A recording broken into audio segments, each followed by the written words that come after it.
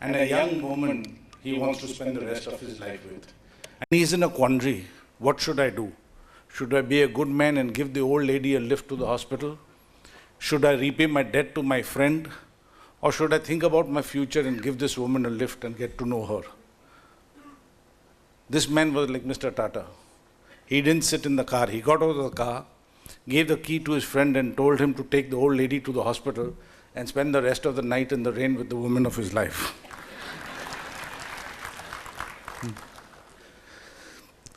You know, all of us have one problem with success. When we are successful in something, we tend to use the same success formula in all similar situations. And it doesn't work that way. And I think Mr. Tata has demonstrated that. I've seen that when a similar problem comes, he doesn't assume that an old solution that worked then will work now, which reminds me of another story. There was a guy selling hats in a village. And on a sunny day, no hats were sold. So in the middle of the afternoon, he was tired and hungry. He sat under a tree, put all his hats down, had his lunch, and dozed off. When he woke up, he found that all his hats were missing. So he started shouting, "Chor, chor, police ne bolavo," and all sorts of stuff. Nothing, nobody helped. Everybody continued doing what they were doing. It was India. And in frustration, he took his hat down and threw it on the floor. He says, "What a life!" And then he found 20 hats raining down from the tree. The monkeys had stolen his hat, and when he threw his hat down, the monkeys also threw their hats down. He told this story to his son. His son told his story to his son. And many years later, the grandson found himself in a similar situation. No hats were sold, it was hot, he took rest under the tree. When he woke up after a nap, he found all his hats were missing. And he remembered his grandfather's story. So without doing anything, he just took his hat and threw it on the floor. And he waited and nothing happened. And after a few minutes, one monkey came down and gave him a slap and told him, "You think only you had a grandfather?" And finally, one thing about Mr. Tata. Don't quit. When things go wrong, as they sometimes will, when the road you're trudging seems all uphill, when the funds are low and the debts are high, and you want to smile, but you have to sigh, when care is pressing you down a bit, rest if you must, but don't you quit. Life is queer with its twists and turns, as every one of us sometimes learns. And many a fellow turns about when he might have won had he stuck it out. Don't give up when the pace seems slow. You may succeed with another blow. Often the goal is nearer than it seems to a faint and faltering man. Often the struggler has given up when he might have captured the victor's cup. And he learned too late when the night came down how close he was to the golden crown. Success is failure turned inside out, the silver tint in the clouds of doubt, and never you can tell how close you are. It might be near when it seems afar. So stick to the fight when you're hardest hit. It's when things get worse that you must not quit. Sir, Ganu Ganu Jujo, Ganu Ganu Sukh Jojo. Thank you.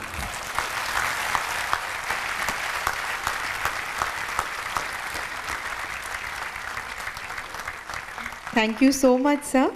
May I request Mr. Alok Desai, President BMA, to read the Scroll of Honor. Good evening, ladies and gentlemen. Scroll of Honor, presented to Shri Ratana Tata, a true Ratan of Bharat. Shri Ratana Tata, Chairman Tata Trusts, fostered, nurtured, and built the Tata legacy that he succeeded in the year 1991 as chairman, taking charge from the legendary J.R.D. Tata. Having started his career from the shop floor of Tata Steel, shoveling limestone and handling the blast furnace led him to coin the now famous quote, "No one can destroy iron, but its own rust can." Shri Ratan Tata's career, spanning over 5 decades, beginning from 1961 till December 2012, is a journey of colossal and valiant dreams, transformed into focused vision and prudent action, adapting integrity as a fundamental business ethic, blending compassion for all stakeholders with profound contribution to society through philanthropic initiatives, thereby inspiring generations of leaders and becoming best of best, not only in the field of business, but arts, humanity, and education too. Shri Ratan Tata, an enlightened ethical business leader, a truly global Indian, donned the mantle at Tata at a time when the socio-political environment were not the best for a business empire to endure, leave aside prosper. He dared to experiment with new business ideas, innovative management strategies, and management professionals from different backgrounds. With you at the helm as chairman, sir, the Tata Group grew manifold with new ventures and overseas acquisitions like Retley, Jaguar, Land Rover, and Chorus. All these have elevated Tata from an Indian-centric group of companies into a global business conglomerate with 65% revenues coming from abroad. Tata Nano, largely acclaimed as the world's cheapest passenger car, is a true gift to the common man. You demonstrated to the world the value of quick, confident, and definite decision-making when the opportunity beckoned in the form of an SMS. Sir, the timeless tagline of Tata Steel, from where you began your illustrious career, "We also make steel," aptly defines your commitment and contribution to social causes, displayed in abundance while undertaking the mammoth responsibility of healing the wounds of terror-affected people. Your actions fully exemplify your belief that business needs to go beyond the interests of their companies to the communities they serve. Post-retirement, as Chairman Tata Sons, you have continued to inspire a generation of upcoming startup business leaders and encouragement of such leaders through your investment in companies like Paytm, Snapdeal, Car Dekho, and the latest Your Story, speaks volumes of your concern in nurturing a community of business leaders to service the nation. Several accolades, honors, and awards from across the globe, as well as the second highest civilian award from the Government of India, may not fully recognize the king-size achievements, contributions, as also the impact you have left on the social fabric of our nation, sir. However, Sayaji's Baroda state, where Tata set up their first ever salt plant, Tata Chemicals, feel honored that the Sayaj Ratna Award is an endeavor to recognize your enduring contribution to the larger interest of our nation.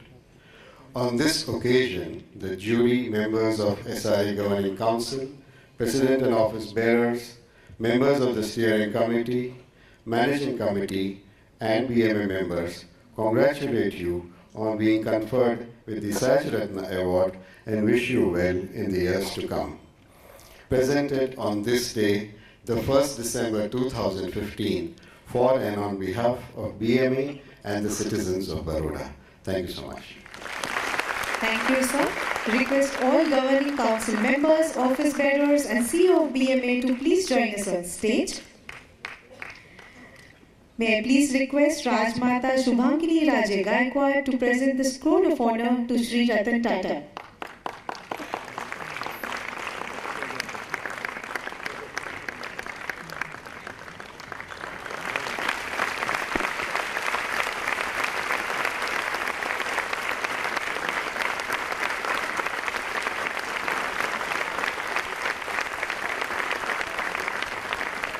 May I please request members of the jury to present the Sayaji Ratna Award to Shri Ratan Tata.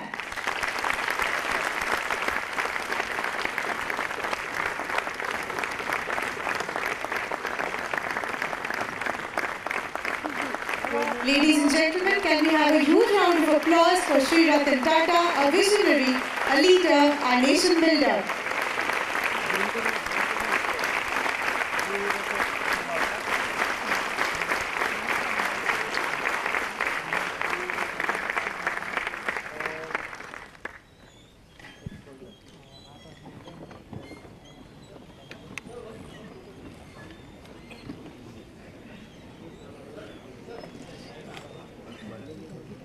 We'll request continued round of applause even as the photographs are on.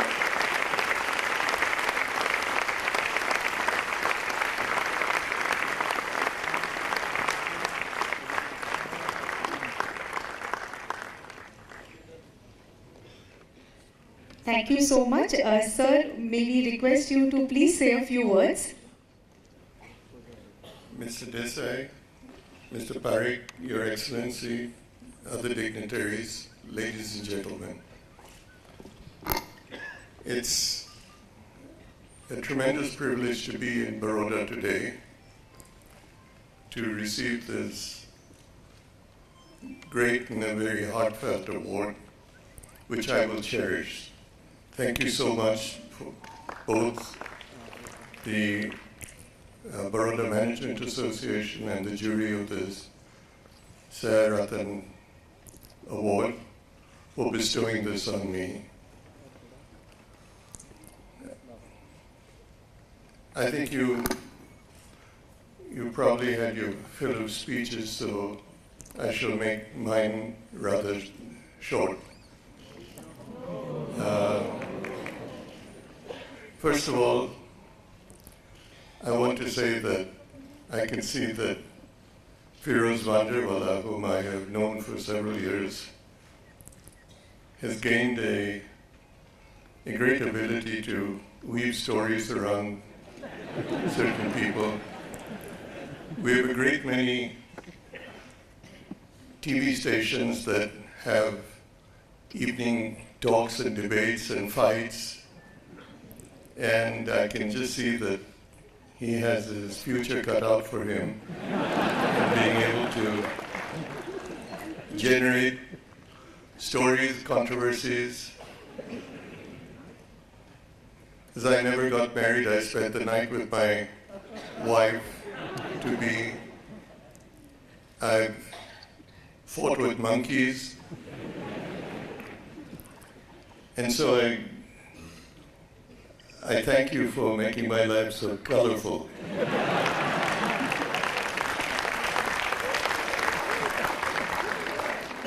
On a serious note, I just want to say that this great award has been handed to me, but the credit for it goes to all the employees of the Tata Group.